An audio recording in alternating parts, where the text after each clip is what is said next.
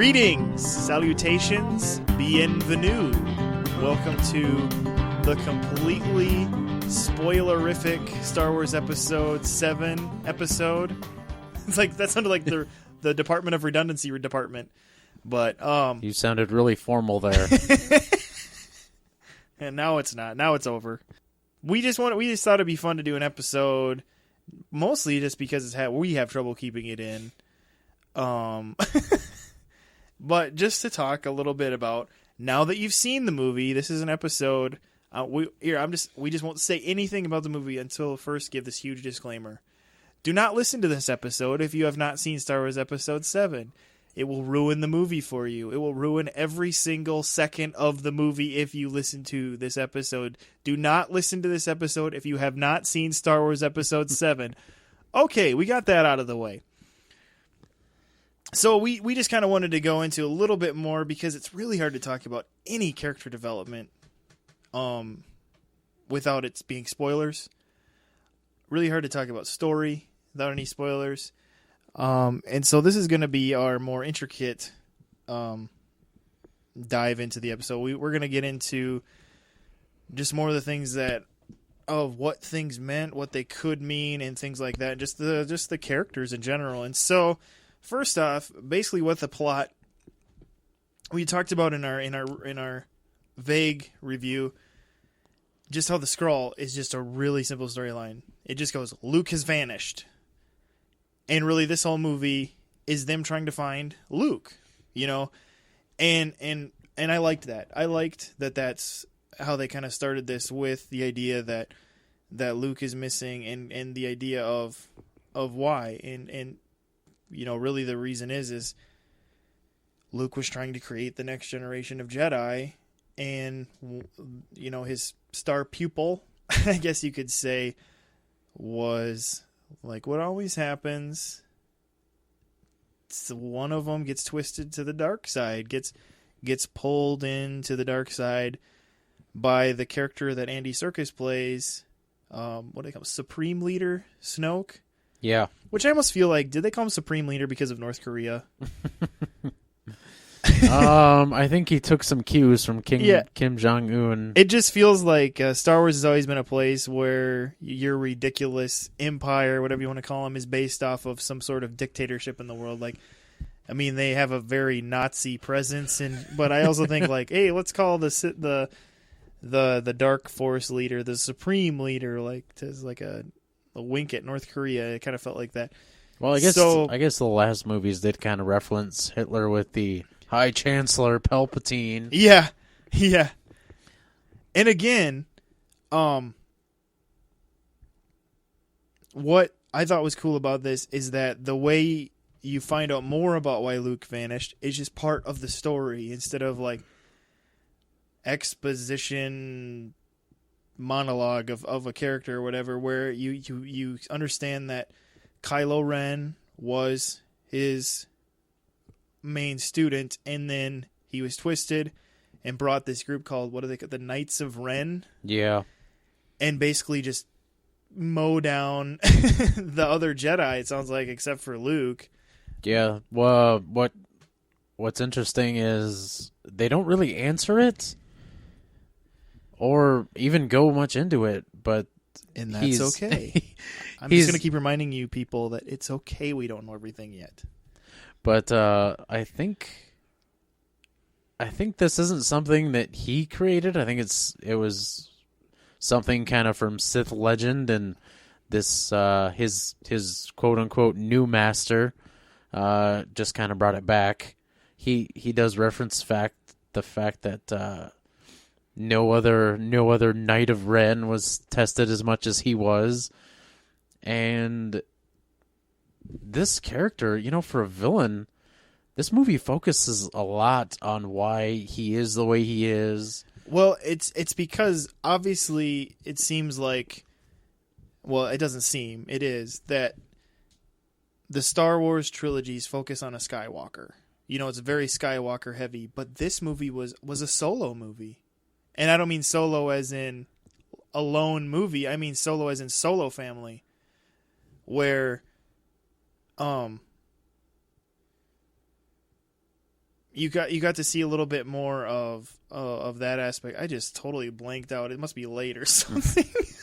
Someone get this man some caffeine. Yeah, where you kind of that's almost what helped give Kylo Ren maybe more dimension as a character, is just the fact that he wasn't just like a star pupil that went rogue, but the fact that he was a solo, you know? Yeah. And the other thing, you know, you were talking about just, yeah, he was a pretty good villain, or a really good villain, was just the fact that he had a emotion and anger to him, but he didn't seem so like whiny about it, like we've seen from certain other people who turned to the dark side in the past. I'm pointing at you, Anakin. Where Kylo, you could just tell, was very driven by his anger. You know, like, I mean, every time he got bad news, he just pulled out his lightsaber, just started slashing apart whatever thing was in front of him, like he's just having his temper tantrum. Yeah, for a guy who really wants to emulate Darth Vader, I was surprised he wasn't choking out insubordinates left and right. Yeah, and I thought that was kind of a bold move to have him be just angry, you know, and because there is a danger there in that, oh, he's just a poor little kid who felt like his parents didn't love him, and it can go that way, but I didn't really feel that with him. It felt like, I don't know, maybe do you think maybe some of it is like he always felt overshadowed by Luke? You know, I'm trying to understand. It'll be interesting to see where they end up going with why he was totally twisted by Snoke. Like, what did Snoke use to twist him? Because I think maybe he's very, I mean, he still obviously brings it up even that the light is pulling at him very fiercely.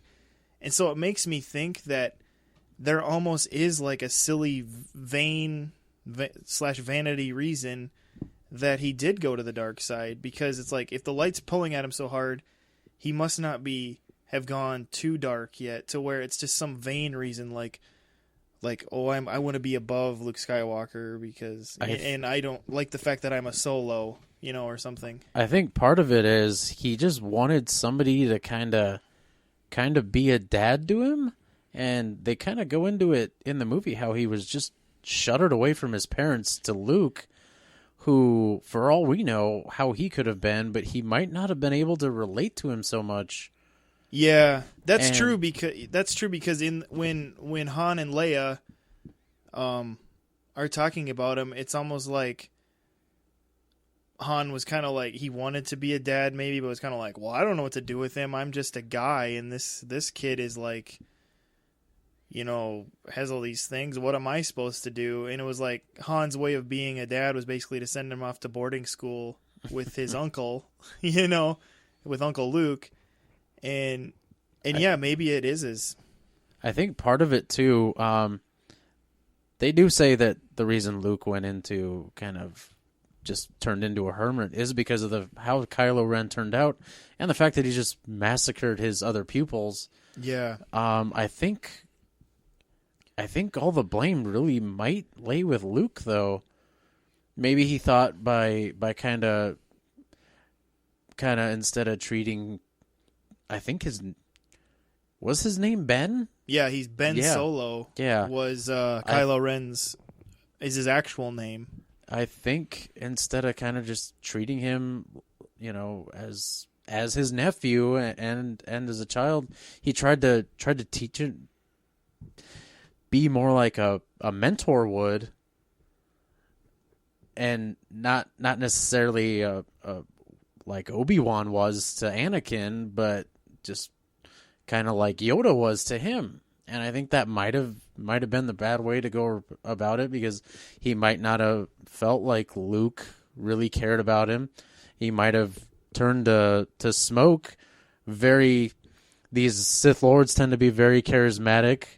They it's almost like meeting someone who, and you fall in love with them. They just say the right things. They do the right things. It feels like they're there for you. That's true. And in terms of like Palpatine, who eventually became the Emperor, and Snoke, they immediately put this guy into a position of power. And so that's definitely got to be a draw too, where these guys not only are charismatic and pull you in and tell you can be greater and I can help you and kind of buddy with you, but yeah, also just the fact that not only that, but they'll just, because I mean, think about it.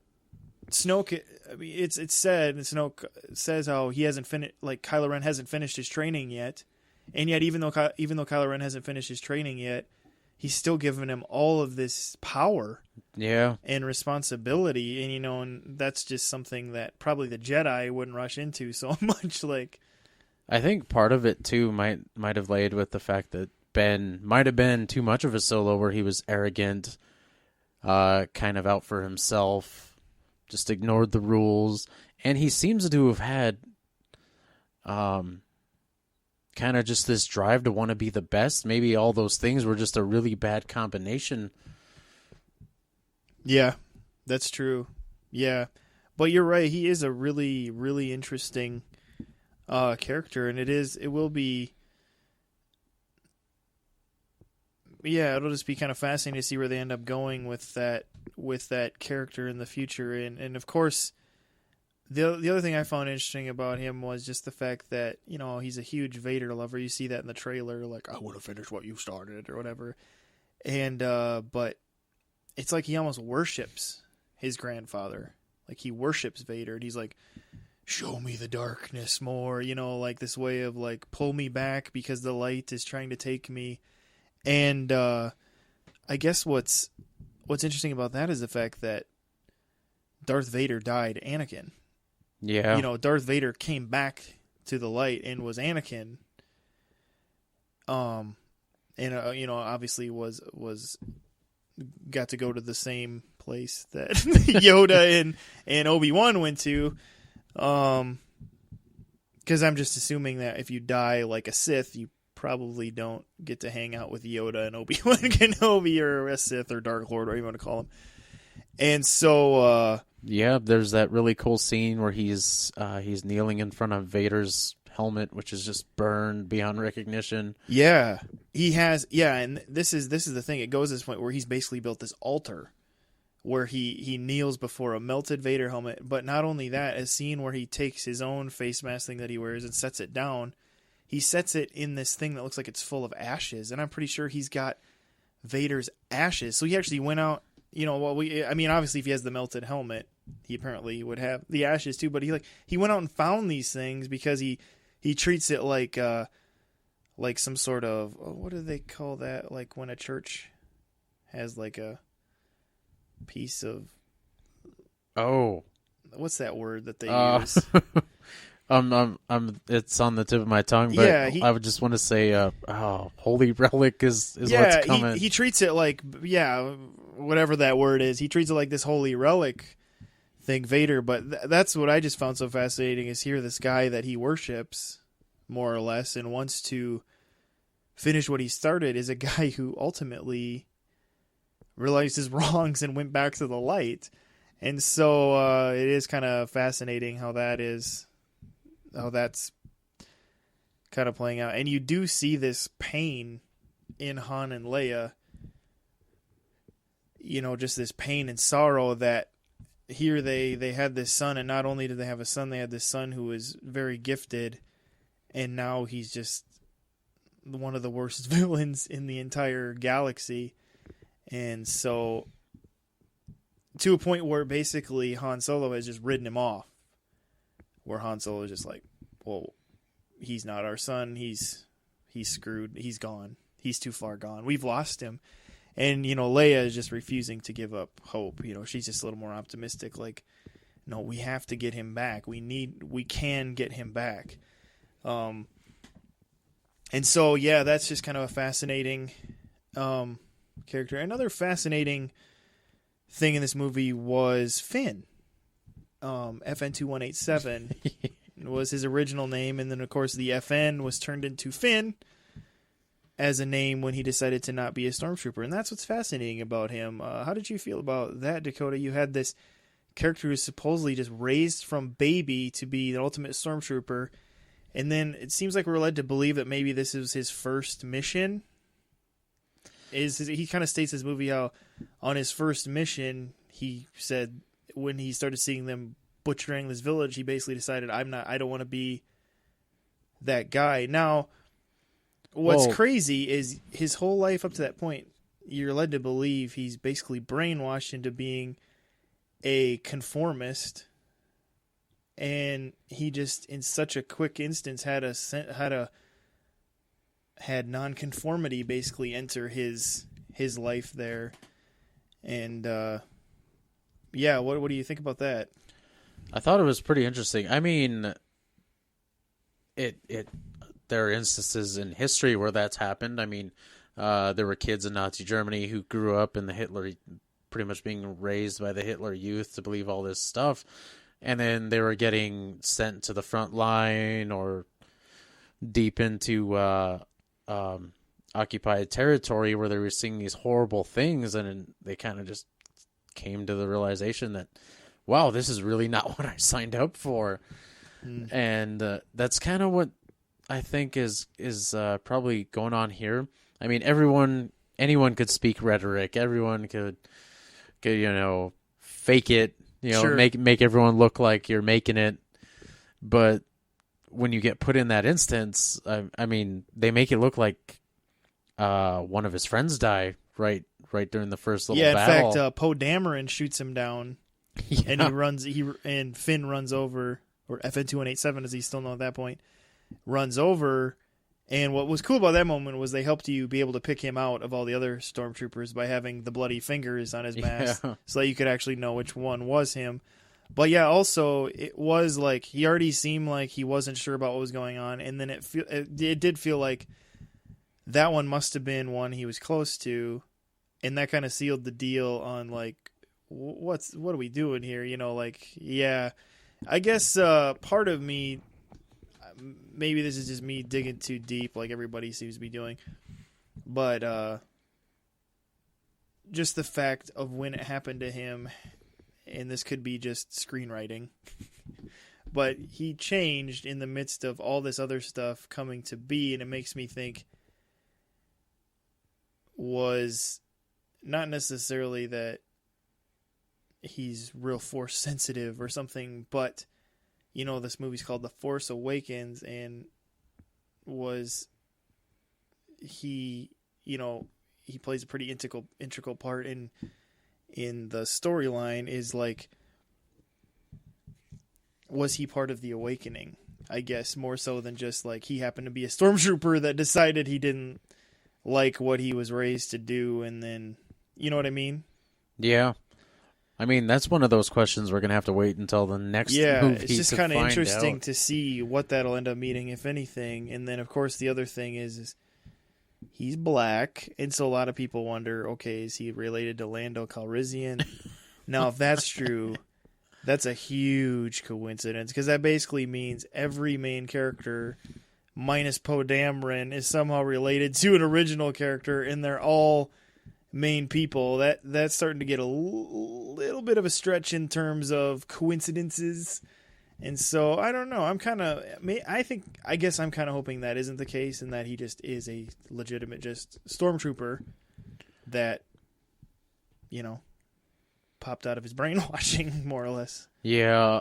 Well, the thing is with these stormtroopers, they're not clones. We don't even know what exactly the stormtroopers were in the original series. It could have been clones. It could have been people that they recruited, or both. Yeah, could have been a combination of the two. Unfortunately, all the kind of lore that supported the clones was kind of washed away when Disney took over Lucasfilm. But yeah, it was interesting to see the that Clone Wars are still considered canon, though, right? Yeah. But whether or not the actual stormtroopers were clones is still... I see what you mean. Because there was a whole bunch of books, and there was even a video game that went into that whole thing, and sure, they were both kind of kind of washed away.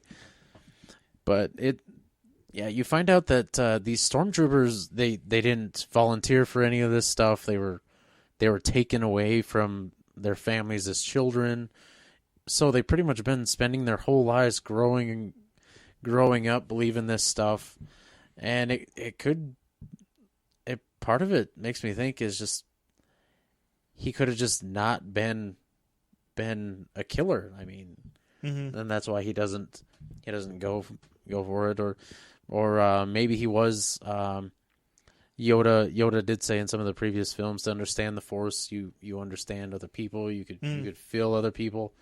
Maybe he is Force sensitive. That he does wield a lightsaber in this movie. He does, and so far he's not a Jedi. Yeah, and there doesn't seem to be any inkling that he's going to be a Jedi. But yeah, he could be in the same vein as Leia, where maybe he is part of the awakening that's going on, where the Force did call to him just because he is Force sensitive, but he isn't necessarily a Jedi or anything like that. And so, yeah, it will be interesting to see kind of how that plays out. Now, another character that I found really interesting that I wanted to bring up was the character of Lars.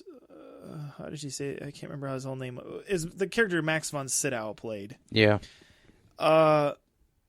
He's apparent. He's the one who had basically a piece of the puzzle of where Luke Skywalker is, a piece of the map puzzle, and and so that's who they came to, and all that's said to him in the scroll is that he's an old ally, and that he still thinks of Leia. He says how he still thinks of Leia as royalty, even though she's a general now, and so you get this understanding that he's been around a while. And so there's a couple of things here, like they introduce this character that is considered an old ally. He's in it for like 5 minutes, played by Max von Sydow. It just makes me think, is there going to be more to that guy in terms of what he's going to mean in the saga? Just because it's like, or was it literally just, hey Max, are you willing to do this cameo as an old ally and just get killed right away? And he's like, well, yeah, sure. If you're going to give me, $100,000, sure. And so I don't know. What do you think about that character? Do you think they'll do anything more with him, or do you think maybe he was just? Oh man, we actually saw something in this movie we really haven't seen in a Star Wars movie before, and that was we actually saw a flashback. Yeah. Okay. Yeah. And it makes me wonder, are they going to... Because that was one of George Lucas's things, like, no flashbacks, none whatsoever. And it just makes me wonder, are they going to kind of start using those now? Because in the next film, they could just cover what happened with Luke and Kylo Ren to get them to where they are.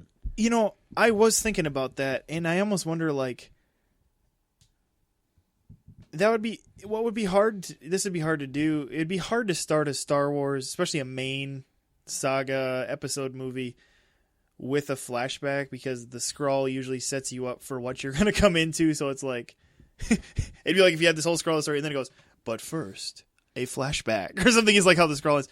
But yeah, I did think about that, how like in the next movie, will there be like early on in the movie, because like I said, it'd be hard to start the movie with a flashback of the Kylo Luke thing, or maybe it's going to be, and maybe because of what happened with Luke in this movie, maybe the next movie will start with him explaining it all out to Rey.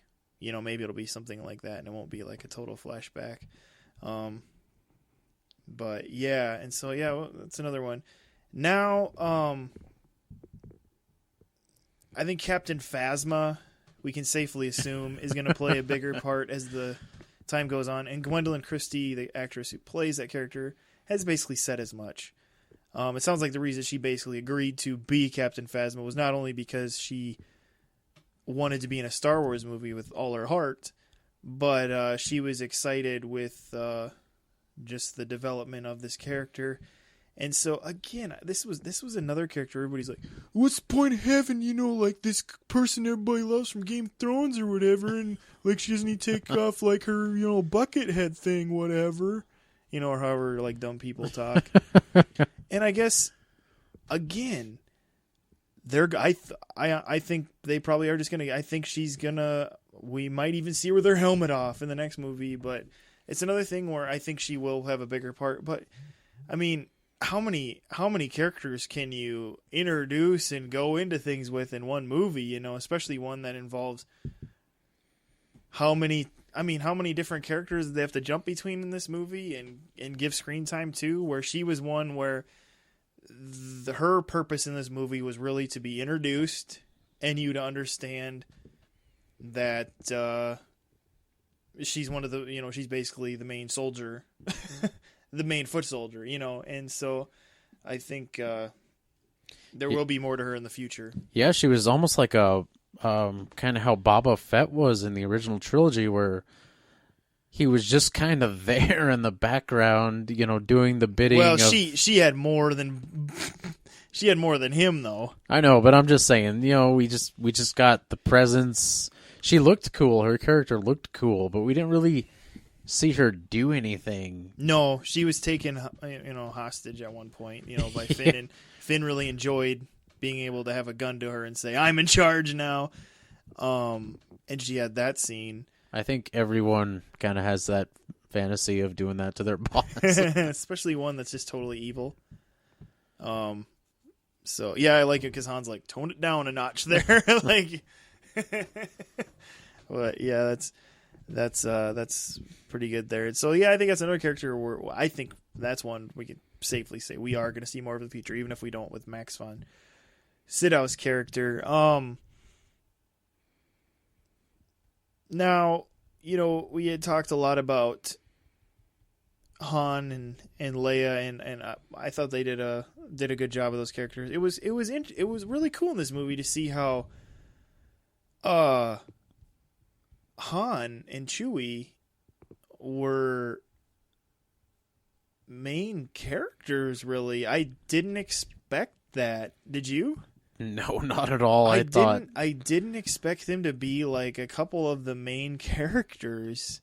I thought they honestly, my idea of what they were going to do is I figured they'd show up in the Millennium Falcon, save some people, and then fly them somewhere, drop them off, and be like, well, good luck.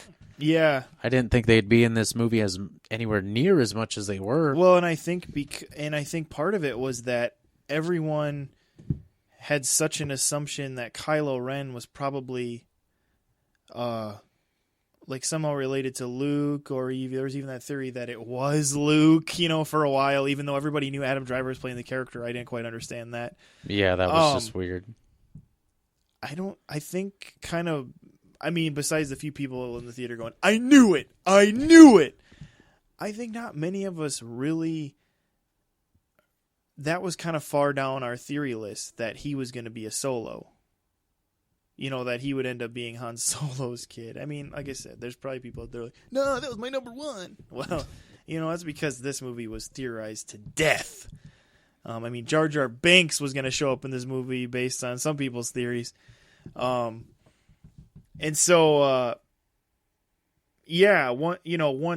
that came into play, obviously Han Solo was going to have to be a bigger part in this movie. Now, I think this would be a good leeway into that big spoiler, Han's death.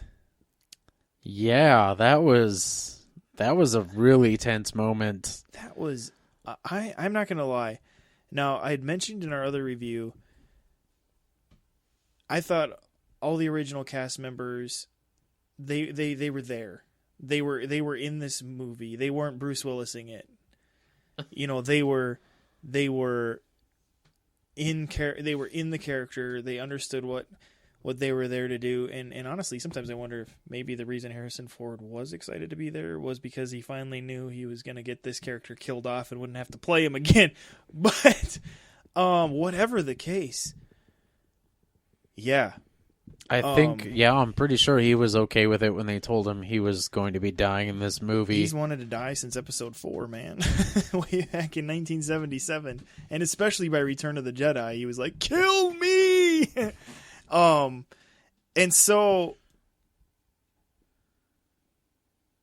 I guess what was cool there was, first off, before his whole confronting of Kylo, Ben, as he calls him since it's his son, was the moment that him and Leia were kind of sharing, talking about him, is that, especially in Harrison Ford, I was really impressed. I think the fact that he can act came through, and just like there was a pain to him that, you know, he when he's first introduced in the movie, he's still he's playing the old space pirate that we had heard all the stories about. He's trying to talk himself out of a situation he was stuck in, even though Chewie like joked that he doesn't talk himself out. He's like, "What do you mean? I always talk myself out," or whatever. And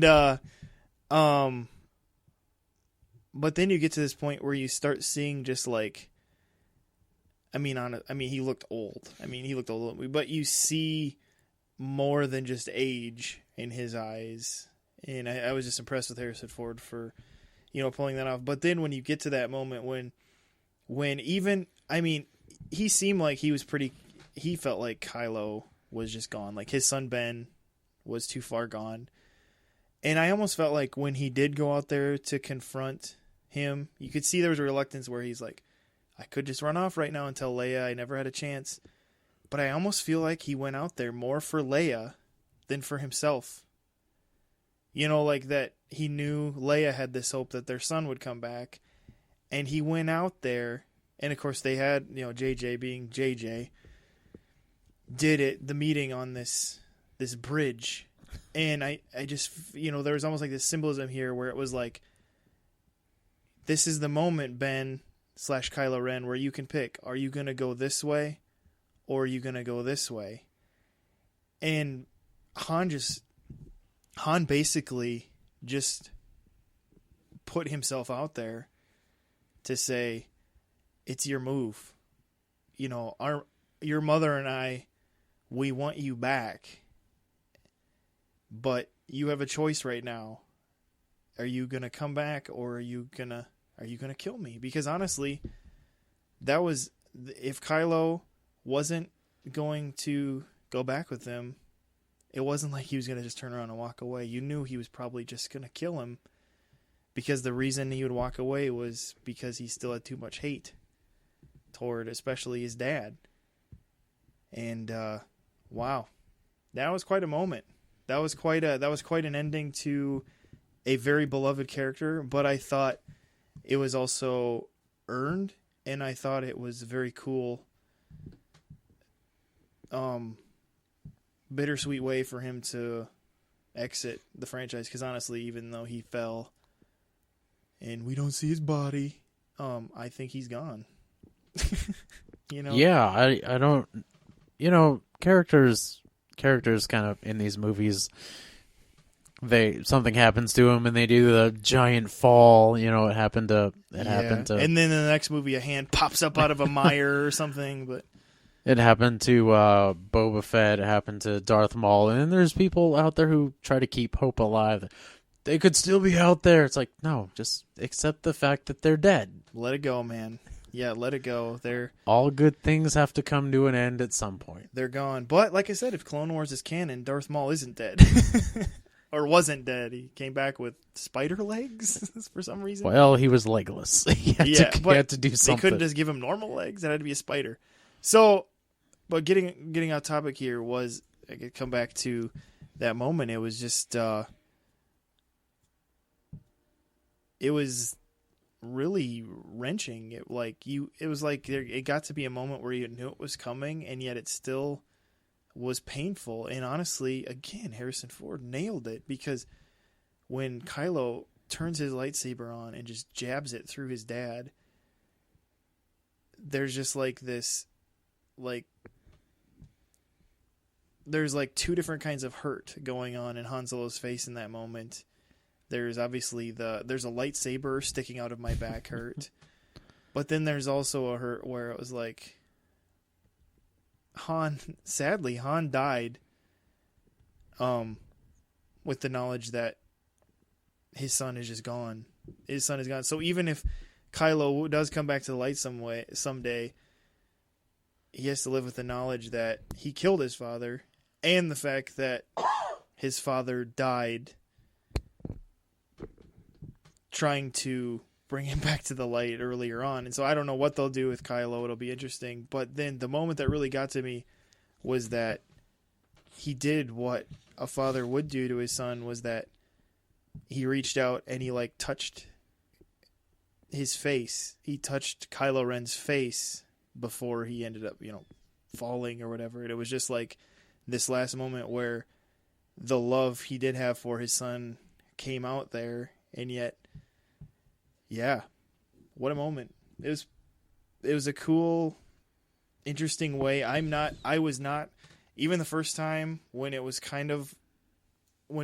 the realization was coming and I was like, oh my gosh, I think they're going to kill him. I was pretty content with it. I understood the reasoning why, and I thought it wasn't necessarily a bad way to go with the story. And it honestly just started feeling bad for Chewie, because Chewie's just standing there like flipping out, and Chewie basically goes kind of kamikaze for a second and starts just blasting down people and blowing things up. And just kind of a interesting moment there. But makes you wonder if that was really his kind of tie to parading around the galaxy, because it was kind of gone into in other sorts of media, and they touched on it very briefly in Revenge of the Sith, that he was actually a leader amongst his people, and then he was captured by the Empire, and they enslaved him, and it was supposed to be Han Solo set him free. Right, and then he kind of became like a life debt. Yeah. Type thing with him gone, it makes me wonder if he'll even be around for any of the other movies. Well, I don't know. They kind of like left that door open where it's implied that, he's still going to stay with the Falcon, and that Rey's going to use the Falcon apparently for now. And we'll get into her here, and that's where she's interesting in that she kind of dabbles in both sides of the coin there, where she's a gearhead because of the fact that her whole life has been scavenging old starships and TIE fighters for parts to get food, to where she knows the insides and outs of these ships and what all the parts are, to where she's a gearhead like that, but she's also like on a trajectory of becoming a Jedi. And so since Han kind of had a respect for her, and she gained a love for the Millennium Falcon, even though she originally called it garbage, is that maybe she'll just keep the ship, and just use it. It'll be her, Luke used the X-Wing through the original trilogy. Maybe she's going to use the Falcon, and Chewie might be okay with that, because Chewie just seems like a guy where he needs someone to be with, like that. And so I don't know. I think maybe he'll just stick around for a while. And the problem is, though, how will that work if she's going to go into training with with Luke? Is Chewie just gonna? Yeah, Chewie, I guess, is gonna have to do something. So I don't know what they'll do there. But yeah, so Rey, we'll get into the main. What she's basically the main one in this movie, and I guess maybe to some people as a surprise, I think a lot of people thought that John Boyega's character Finn was almost going to be more the lead in this movie, or maybe even Oscar Isaac's Poe Dameron, but it ended up being Rey was really the lead of this story. And like we had kind of mentioned earlier, John Boyega's use of the lightsaber seemed like it probably was a red herring. Where a lot of people thought he was going to be the Jedi because all the previews and the poster show him holding the lightsaber. But ultimately, the one who's strongest with the Force, who ends up with it at the end, was her. Yeah, it was. It's the lightsaber called to her originally in the movie. Yeah, which, that's a whole other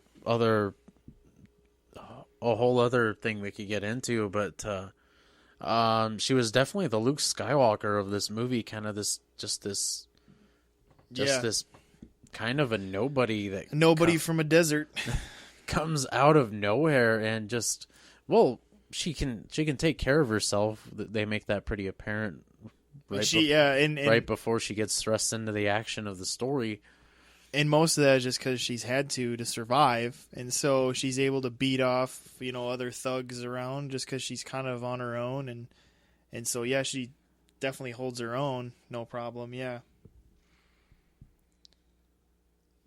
So, yeah, she definitely is like, the Luke Skywalker of the story, which does lead into some speculation because the lightsaber that calls to her is a lightsaber that belonged to Luke, and before that, another Skywalker, Anakin. And so, what does that mean? Does it mean she is a Skywalker? Or does it mean that she's just next in line for that lightsaber to be a Jedi? I don't know. I was okay with that being open-ended also. But it was interesting, though, that when she touched the lightsaber the first time, she had huge amounts of vision / flashbacks, and most of which involving what happened to Luke. Obviously, it showed Kylo Ren coming with the Knights of Ren and taking out, Luke's whole school for gifted children or whatever. Professor Skywalker's school for gifted children. No. And then, you see Luke and that this whole R2-D2 in low power mode and then waking up at the right time. When they show that scene there, if you watch, Luke's just laying his hand on R2. He's not really doing anything to R2, like boop, beep, beep, like pushing buttons or sticking in a weird looking CD thing or whatever. He's just laying his hand on him. And so it makes me think, was there like a blend of mechanics and force used there to put R2 into low power mode until the moment he needed to be found? Do you think that's what was going on there? I don't know. It looked like it took place out in the middle of a desert, kind of where he was sitting in front of a campfire. Well, I couldn't tell if it happened like it could have been right after Kylo Ren had, R2 is a pretty loyal droid, so for all we know, he could have just been telling him what to do. That's all it really takes for Luke Skywalker to just tell this droid what to do, and he'll do it. And I think there was that, but I just mean the fact that R2, how did R2 know when to come out of low power mode? I mean, because he came out of low power mode at exactly the right time without Luke around to tell him. And so, I don't know. And it wasn't like it was because somebody woke him up, because earlier on in the movie, BB-8's slamming into him, trying to get him to wake up, and he doesn't. And so it makes me think that somehow Luke caused R2 to wait till the right time to wake up for him to be found, where Luke did eventually want to be found, but not until he needed to be found. And, yeah. Yeah, that's, like I said, there's just so much that they left open. It's probably, we're going to have to wait till the second one to really see what was going on in this one. Yeah. Yeah. But, yeah, she... we talked about Daisy Ridley just kind of coming out of nowhere, just this pretty much new actress. I mean, she's 23 years old and just really just done little TV shows and like maybe one or two other little movies before this. And so, I mean, this definitely will probably cause her to get other offers, if only for the reason that this movie was huge and she is now just a known person. But also, I think she did prove that she was, she wasn't that bad of an actress. She did a pretty good job with what she had to do. As far as not her fault, but just as far as another reason I think maybe she is a Skywalker is just because how quickly she's able to do Force things.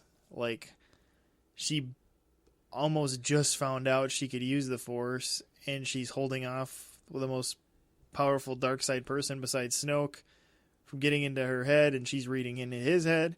She mind tricks a stormtrooper to let her out of her cuffs, and then she pulls a lightsaber from across the wilderness while a Dark Lord's trying to pull at the same time, and then fights this Dark Lord, whatever you want to call him. And so it just kind of makes you think, like, how could somebody just so out of the blue do this unless they were, I mean, you could use like maybe a little bit of the, oh, it's because she always knew. Okay, you could use that a little bit, but it also just makes me think is that it's just an exceptionally strong thing in her, just like it was for Luke, where he was older, but once he gained the patience, he was able to catch on pretty quick, to the Force, and so that just kind of makes me think that she probably has to be a Skywalker, but I don't know. Yeah, we don't know who her parents are. She doesn't even really remember when we meet her on the planet. She's basically doesn't want to leave because she's waiting for them to come back someday. She's been waiting like years because she's like a little girl when they leave, and she's kind of put into like a form of slavery with that guy that she goes and sells her parts to, who was played by Simon Pegg. Wow. He was the guy who was in that, playing that character, so they made him look a lot taller than he is. I'll give him that. Well, I mean, he was just up in a thing behind a window most of the time, but yeah, and so it was that was pretty cool, and she got to do one of the cool first action scenes was flying the Millennium Falcon and just basically trying not to crash it, and then that was a pretty cool sequence. It's cool how in the trailer. In the original teaser trailer, they showed basically some of that skirmish, but they only showed the shots where the Millennium Falcon seemed to be flying correctly. Yeah. And then you realize in the movie that that's actually from the part when she's like trying to figure out how to fly it. They just didn't show the spots where she's nicking it into the sand, and and so yeah, that's what's cool about this movie too, is there's a lot of just really fun action scenes too mixed in through it all, and so. Yeah, it will be just interesting to see where they go with all this, and what it'll all end up meaning. And as far as Luke, how did you feel about the fact that he's only in like the last 2 minutes of the movie and doesn't say anything? I was actually okay with this because honestly, I didn't really feel like he needed to be in this movie. He didn't fit. He didn't fit into the movie, even though the whole plot was about finding him. He didn't fit into one frame of this movie. He's at this point in time, he's supposed to be playing somebody just like Obi-Wan Kenobi, the way we met him in the first Star Wars, and I don't think this movie needed that.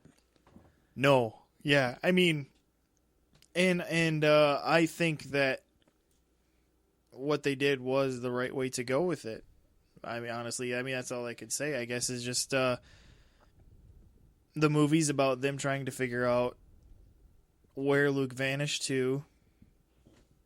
But on top of that, the bigger story was really the fact of why they called this movie The Force Awakens. The fact that there's a rebirth of the darkness and the light, and the fight between good versus evil in that way. And so it was really Rey discovering her destiny, and then once she discovered her destiny, go to Luke. And then of course, since all that took 2 hours and 15 minutes to do, that's where the next one is going to pick up. Like, she's discovered who she was, now she's going to go to Luke. And I thought what was cool was the fact that even though Mark Hamill's only shown for a minute total in close-ups, in his face you see a lot. You see a lot in the look he gives, and where he just maybe almost looks like maybe he doesn't want to be back in the play of things, but honestly, it couldn't be avoided forever. It was almost like Yoda or something, where he was in the swamp, but at the same time, it was time for him to do something again, and so there's a little bit of that, and you kind of assume where he is he must have found the first Jedi Temple, because he's at this place that has this ridiculous amount of stairs. I think part of that was maybe just her test of patience. Like, that was the beginning of her training, was, are you willing to walk up all these steps just to get to me? And yeah. Well, I'm sure they could have had him show up as some crazy out of his mind hermit that didn't know what things were, but that would have been the wrong way to go about it. Yeah. The way Yoda did. Yeah. And, one thing, though, when you see Luke there standing in his robes, one thing that I immediately picked up on was this is Jedi Master Luke Skywalker, because he's in the robes that we're used to seeing Jedi in, like the way they showed up in the prequels. But he's never really been in. Yeah, and then like he was in black in Return of the Jedi, like a black pants and shirt, and he's sporting a beard, and it got me excited because like, wow, so this is our version of Obi-Wan Kenobi, but it's Luke Skywalker. Yeah, this is Master Luke. This is not I think I've learned enough now to take on my father. This is like a true Master Jedi. And it's just it is exciting because it just means that now that Mark Hamill, Luke Skywalker's been established, he can play a more integral part now in Episode 8, which will be cool. And like you said, if they would have tried to fit him more into this movie, it almost probably would have been like, that truly would have been fan service, because he really didn't need to be there for a lot of it. And when he did show up, it was the right time for him to show up. And the fact that he didn't even say anything was probably just a good call. Because if he'd have said anything, it'd have been like, just been like, hello, Ray. And then it would have ended. Well, what would have been the point of that? It was almost more dramatic just having him turn and look and just be there. That just made it work all the more, honestly. Well, the last shot gives us a lot to think about, because this character, Ray, is offering him what at one point in time was his lightsaber. Yeah. And the look on his face, you could tell he doesn't want to take it. Yeah, that's what I mean. Like, there was just a lot in his face where she's just standing there holding it out. And he hasn't even taken his arms out of his robe yet. Where it's like, I guess he wouldn't need to, since he's a Jedi. He could just suck it over to him with the Force or whatever. But you just see like this. Yeah, like, what is it? Is there a reluctance to take the lightsaber? Is it a, oh man, I'm back in it type thing? I think he knows he's going to have to kind of complete the cycle with his nephew. And exactly, that's it. Is that the whole reason he vanished was that he failed, and maybe he did fail. Maybe he is being too hard on himself. Maybe it's a little bit of both, but he realizes the time has come to where he may not only have to face the demons of maybe what he thinks he's created, but also ultimately this Snoke character. Like, what's the deal with him? Like, where did Snoke come from? There's never been a guy that looks like Snoke so far in the lore and stories we have of Star Wars. So where did Snoke come from even, We don't even have any, like, he didn't even look like, well, is he somebody we know just with a different name? But he doesn't look like anybody we know. Honestly, who he looks the most like? Darth Pelagius drawings that I've seen, which is the master that the Emperor kills, right? Yeah, he was Palpatine's master. Yeah, he was, who found him as a young guy, trained him, and then the way I understand it, that the Sith work, the way a Sith succeeds, the way a Sith becomes a Sith master is he kills his master. You basically kill your master. There was no way Darth Vader was always going to be under the Emperor. He was either going to kill him or the Emperor was going to kill him. Right. We just never got to that point. Oh, we did. He killed the Emperor. He just didn't become the new master of the... Technically, he really never tried to, though. He kind of just picked him up and threw him off. That's true. That's very true. So, yeah, it's... and again, this movie did what it was supposed to do. It left you hanging, but it didn't do some sort of end in a weird mid-sentence spot where it was like, wow, that was abrupt. But at the same time, you left wanting for more, but you were wanting for more in the right way, where you were just ready. You were ready to basically, if I walked out of the theater and episode 8 were going to be starting in the next theater across from me, I would have just happily walked right on over and watched episode 8. And so, what was cool about that island that they used for Luke's, the first Jedi temple, apparently, I think is what we're supposed to assume it is, that Luke did find it, is it was like this, it's this special place in Ireland that actually the Irish don't let people really like film movies on, don't want people on. And so they actually had to do all the filming for episode 8 while they were there. Wow. Because they had this special permission to, like, okay, here's your chance to use it, but we don't really want you to, like, linger here. And so whatever they needed filmed of Luke and probably Rey, I suppose, there for the next movie they had to do. So, yeah, it's kind of, that right there just gets you excited, just knowing that, like, that means Luke, Luke is going to matter. And, obviously he's going to have to, just because the way the movie ends is that Luke matters. And again, like I said, these movies are always seem to lean toward being about the Skywalkers, and so Luke's gonna have to be involved at some point. And we're gonna have to maybe find out who the next generation of Skywalker is, whether it's Rey or not. Maybe it's Finn. Who knows? Luke might They will completely surprise everybody if that's the way they're going with it, because as we speak, there are people coming up with theories, just insane theories as to what's going to happen next. Oh, yeah, the theories will never stop. All 3 of these movies, episode 9 will end, and there'll still be theories about what they... Yeah. It will just never end. I guess that's the downside of doing a Star Wars movie. You have the fringe fans... the fans on the, not the fans who just love it so much they just live, breathe, eat it, that are coming up with these theories. Some of them are kind of crazy, some are kind of funny, and some like one I've actually been hearing a lot is that the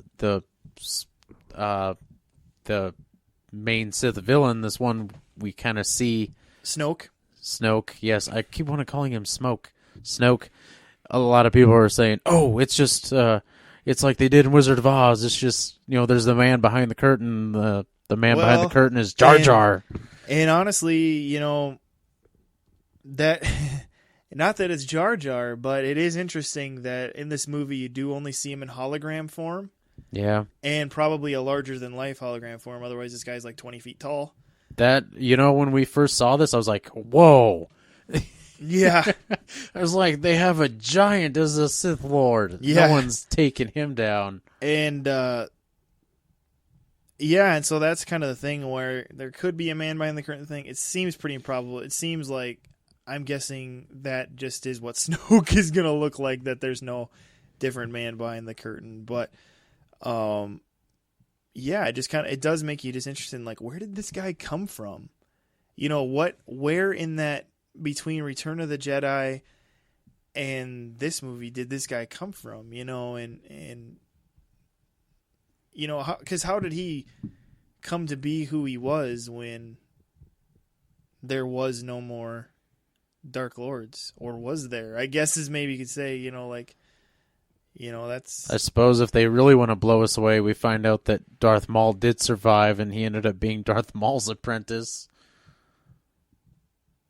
Well, there you go. I guess that would maybe work. There's Dakota's theory. No, just kidding. No, that's not my official theory. Yeah, I'm guessing he'll just be a guy that came out of somewhere or nowhere. I don't know. But yeah, it's just a lot of things. It's just...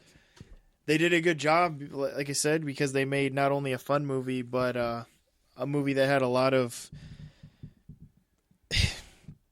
new story and characters where you're just like, you're really curious and excited about where they're going to go with this and where they're going to go with old characters we know, like Luke and Leia, and Chewie and R2-D2. They're all still around too, and how they'll still play in this or how much they'll still matter as the time goes on with these. And so yeah, just fun stuff. So yeah, what I think with that, we'll just kind of end this speculation talk here. So yeah, so there's that. I guess if you listen to this and you care, and I don't know, I mean, you probably shouldn't. It'd be interesting to see what some of you think, but at the same time, I don't know if I want you leaving comments because those comments would end up being spoilers for somebody to run across. But yeah, so hopefully we gave you something to chew on, and yeah, it's just fun. I don't know. It's just kind of when there's something you're excited about and you like it, it's just kind of fun to talk about it and think about it and stuff. And at the same time, I'm kind of curious about what they're going to do with these spin-off movies, like Rogue One coming out next year. Like, it's the first time there's been a big in theaters film that isn't like a Star Wars side, other than the animated Clone Wars movie, that is like a true spin-off, kind of just in, you know. So it'll be interesting to see how that plays out, and honestly, that's gonna set the bar one way or another. I mean, there's a lot kind of riding on Rogue One kind of working. Yeah, I mean, honestly though, after this movie being so big, you know it's going to make a ton of money, but the big question is, will it be any good? Yeah, it's gonna make a lot of money. I mean, we can all argue. I mean, nobody else is gonna argue that point. Rogue One is gonna make, box office wise, will be a hit, but will it actually matter, or will people care? Yeah, one thing I hope that's a whole other ball of wax. You know, one thing I hope they do. You know, everyone's always talking about how, oh, we need to diversify the cast, have more women, more people of color. I hope. Rogue One is just like crazy full of like, you got a woman leader and you got a Chinese guy, a black guy, and here's one thing I hope they do with that. I hope we see more of the aliens that made up the Rebel Alliance. Like, I want to see. Well, and that's the thing. They always talk about like more diversity. It's like, well, actually, in the Star Wars world, diversity means aliens. Yeah, not just humans that are female or humans that are Asian and black and stuff. I mean, that's one thing I thought that was cool about the X-wing pilots in this. There's like all sorts of different people. Yeah, there was like a handful of X-wing. Well, you had the Pancake Kid back. Was that him, or was that Pancake Kid Jr.? That's true. It could have been. Akbar was the same. I think that was still Akbar. Yeah. That's true. It could have been a different Pancake. Like, I want to see someone of Admiral Akbar's race just sporting a rifle, running around, killing stormtroopers. I want to see these Bothan spies that could supposedly make themselves invisible.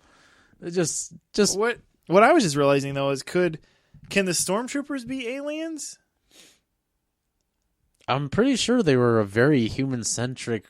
They seem really human-centric. Like, the whole First Order, Empire, all those things just seem very human. And the reason I asked is, like, if you had one of Akbar's species taken as a baby, and, like, the helmet wouldn't fit over their weird head, you know, and, like, or, like, the Pancake Kid, like, if someone of his species was taken and... Or whatever Greedo was. That certainly Greedo. They all work. have like their helmet. Like they almost have to be human centric, because otherwise they wouldn't be able to wear the outfits. It'd be like, well, that must be an alien because it's got like a weird shaped helmet or something, or it has like 7 arms or something. Or the really crazy thing would be have a rebel freedom fighter that was a Hutt. That would be insane. Yeah. Now, is that species supposed to all be like sleazeballs? Is that the deal? Like, well, all the Hutt species? It's been implied that the planet they come from is just like a giant Las Vegas, but they're all just scum. But there were some Hutt Jedi. That would be interesting to see. So, do they get around quicker? Do they kind of float their way places? They're actually thinner, and they kind of they're supposed to slither on the ground. Really, so they can slither quick. Yeah. Okay. The pictures I saw, they weren't as portly. They were a little more svelte. Svelte. One of them was packing some huge guns there in the arms. One of you needs to look up a Hutt Jedi and post that picture and get people going, what the heck? There was Hutt Jedi? And do like a hashtag episode 8. You know, we need some Hutt Jedi. So, yeah, fun stuff. All right, we've been nerding out enough. We should let these people go. Star Wars, just fun. Just fun story stuff, and just finally it's great again. Yeah. Can we just say that? We can say it. We can say that that they brought it back to where it's supposed to be, where you're not just feeling like icky at the end. Like that was just something was just not right with that. This is one of those movies you won't have to defend to your non-Star Wars friends. Yeah, or like apologize for, but which is something if you were a Star Wars fan you had to do for the prequels. Yeah, right. But the other thing that was just nice about this was like you kind of got. I mean, everybody was like was a little worried about Disney owning Star Wars now, and so far they're making it work. So, I'm glad their Disney-ness didn't affect this movie. Yeah, the only Disney-ness that should be involved with Star Wars is that Leia is now a Disney princess.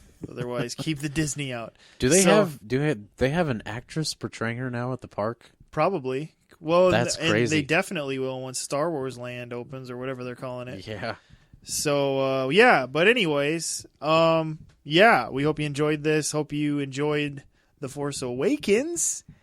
And we just want to awaken you here a little bit to the fact that we are on Facebook. So hopefully you like us there. And subscribe to us on YouTube or any of the other podcast ways you listen. And, take advantage of those things. Rate us. It'd be really cool if you rated us, especially if you felt the urge to rate us high, because that'd be kind of cool. Or if you wanna rate us low, at least tell us why. Come on, give us some feedback if you're gonna do that. Also, the other thing that I don't know, I really don't say much just because whatever. I don't really feel like we're that important to say this, but at the same time, if you are enjoying listening to these and like them, what'll help us feel more the urge to keep doing them is if you tell your friends about us and spread the word that we are here, we do exist, and just let them know about this so that more people just know about it and they're listening to it, because that'll excite us to just make sure this keeps going, and because we enjoy doing it, but what's really going to help us really enjoy and keep doing this is the fact if we're reaching a broader audience. So that'd be cool. So if you feel like this is worth telling somebody about, hey, hope you're doing that. But so we'll just call the show here. So this is Steven. And this is Dakota. Have a great night.